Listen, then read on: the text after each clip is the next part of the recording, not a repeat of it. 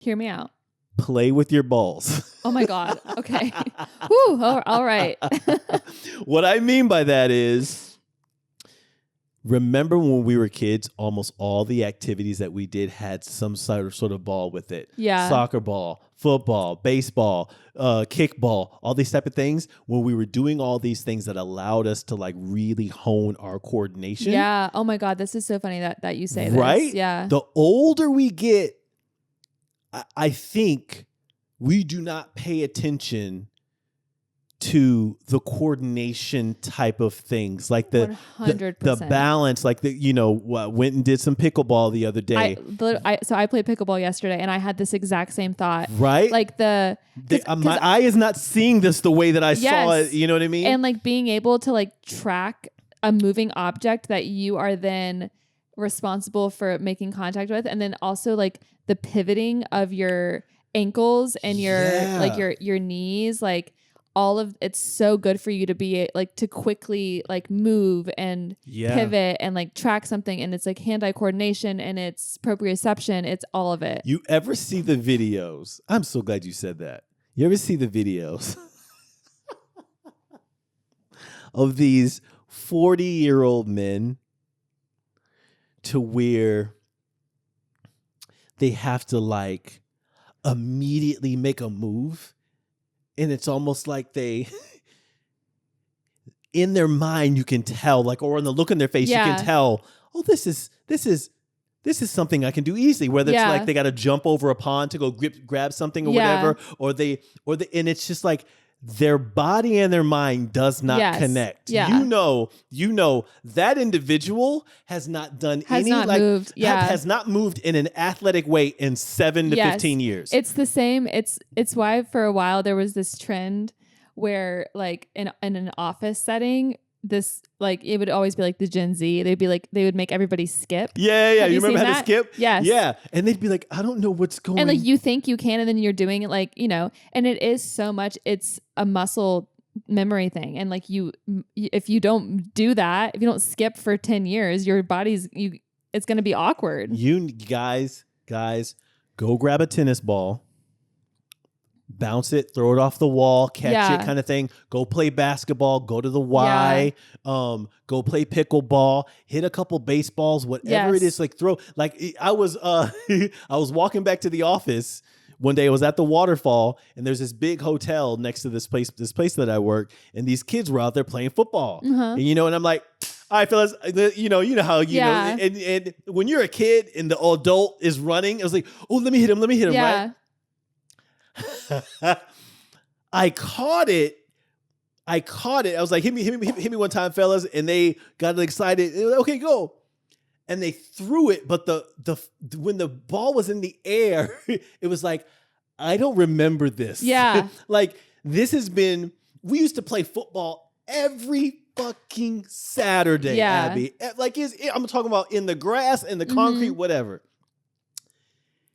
And when the ball is in the air, it's almost like you think back to like middle school. Yeah.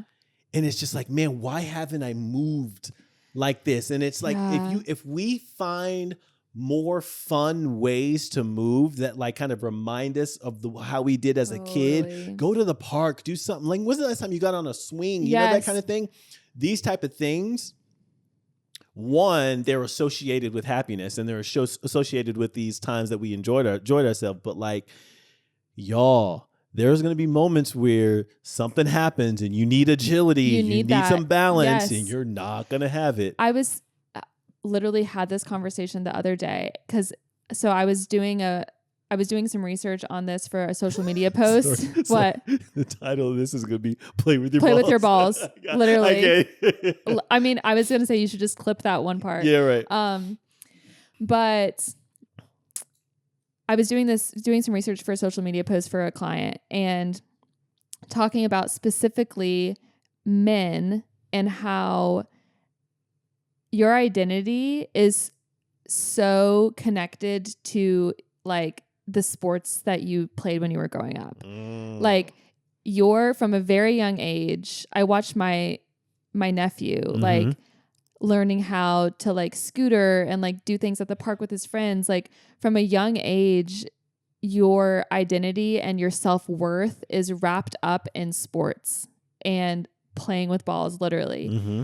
I mean, for women too, but like just for the sake of the conversation, I'm going to talk about men. Mm-hmm. And, you know, as you get older, you lose the opportunity to be having these team sports, because the team is a huge part of it. The coordination, the camaraderie, everything that you get when you play a sport. Mm-hmm. And you lose that, and then you get a corporate job. You don't play football, you don't play basketball, you don't do the things that you did for 10 years. Mm-hmm. And then you wonder why there's like a male loneliness epidemic, and there's like men are depressed because they've lost their sense of connection to competition. Like that is innate in a lot of men. Like they need that. And like for women, I feel like for me, you know, I grew up dancing and cheerleading and doing these things, and luckily it's been able to pivot into like yoga and Pilates. And I'm still getting this kind of like group workout vibe, team experience, and I'm moving my body in very similar ways, and I'm dancing almost. I have like rhythm and choreography. So I didn't lose that part of for a while I did, and then I found it again. I was like, this is what I'm missing. And I just feel like men, unless you are going to the Y and playing basketball, like you're just going to the gym working out by yourself, and you're losing that piece of your identity. There's lonely in the gym is a big thing. Like let me tell you something. I thought I was going to be in the NBA. It was slightly delusional based on like what my body was, right, or the actual time I got to actually be on the court. But you know, it wasn't until junior year of high school where I stopped being obsessed with basketball. Yeah. Luckily, there was this thing called the theater. That came in and saved me.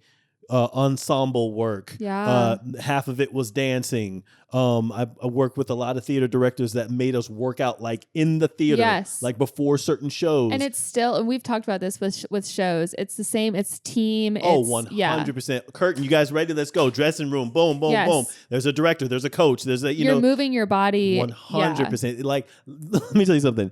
There were shows where I've had to do 8 shows a week. I'm talking 8 physical shows a week. That is a lot. I'm talking about for 4 months straight. And it's a lot of mental, like 100%. It's mentally stimulating to memorize lines.